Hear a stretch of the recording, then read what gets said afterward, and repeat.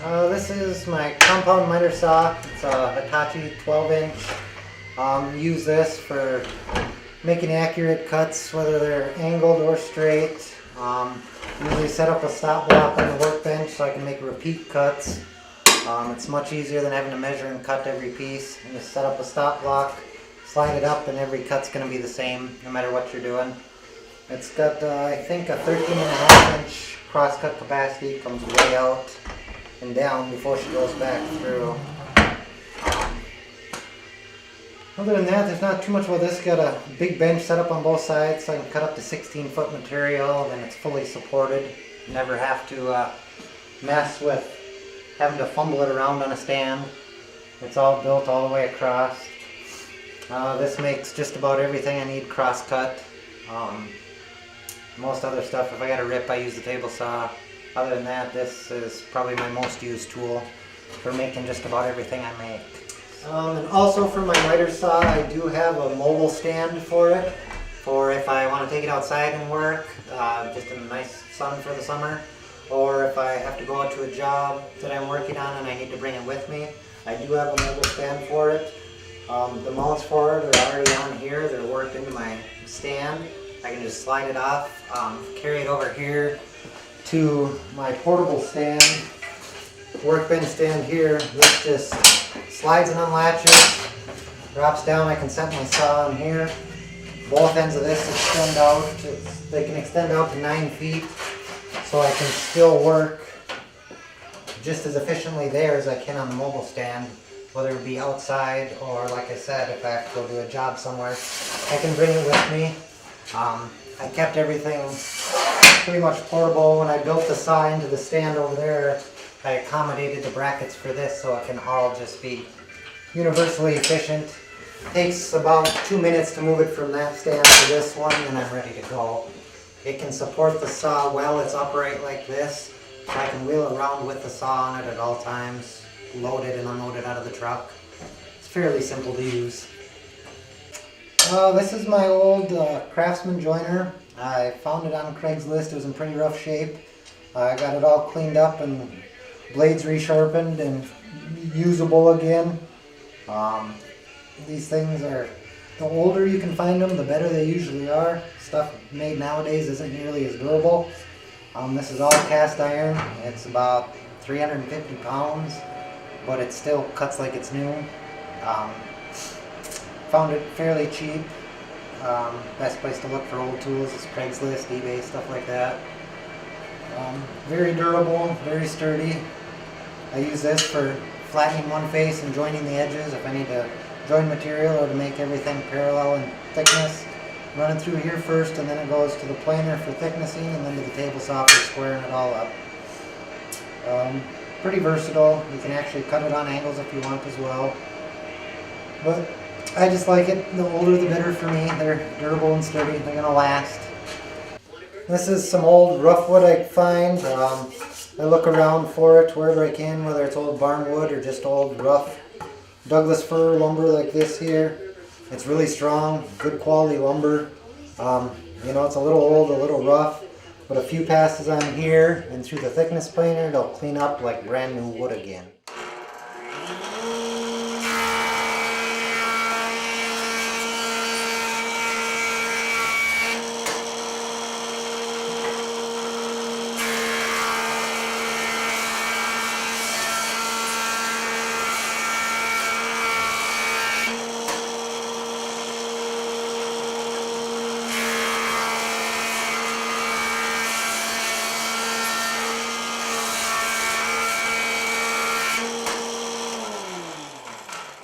You got nice, clean, pretty old wood. Still strong, still durable. A lot better grain patterns than trying to buy select wood nowadays. It's good for building like an old rustic bar or something like that. You can clean up one edge so you can glue it together. Leave the other edge rough so you can get the nice look of the old rough wood. This is my Jet 10-inch contractor saw. It's got a 33-inch rip capacity on the right side of the blade, which is more than big enough for just about everything I do. Any cabinets I build, 4 inches. So with the small shop I have, I didn't want to go with a full cabinet saw. But this does anything and everything I need it to. I haven't had a struggle with any material I've run through it. Whether it be oak, hard maple, walnut, any of that goes right through it. So it's more than powerful enough for just about anything I'll use it for. It's fairly new. Replaced an old job site saw with a big one for more accuracy and better durability. But this is where I make all my finished dimensions on all my lumber for the width. Everything, the planer over there, like I said, is for thicknessing. This will rip everything to width for me. Also run dado stacks in here for making dado joints and whatnot for cabinetry and whatnot, just so everything squares up easier and much more durable. Built to last that way. This is my router table. I got fairly good size. It's a Bosch. I got a 2.5 horse router, I believe, underneath the table. Use this for making all my raised panels for cabinet doors, dovetail joints for box joints, all my moldings and trim. I pretty much make a bunch of different custom style moldings that I make on the router table here for doing different trim projects, or just if it's a custom piece of furniture for somebody, try to match the trim they already have in their home. I have most of the bits I need, and you just use a combination of other bits to make certain profiles that you want. Sometimes it's tedious and time consuming, but it's more accurate that way. I spend a lot of time on this, making a bunch of different things. I use it quite a bit as well, just about everything. Whether you're just rounding over edges so they're not sharp, or making a custom profile, box joints, dovetail joints, all that stuff can be done here. You can even run some small rabbets and dados on here versus having to set the dado stack in the table saw. These are some of the half-blind dovetails that you can make on the table saw, or on the router table. You can see them from this side, but you can't from this side. Works really good for finished drawers. It's going to be a really strong joint. Once these are glued up, they're never going to come apart. You'll never have to worry about that drawer breaking or coming apart. It's just better quality, longer lasting. Here's an open end.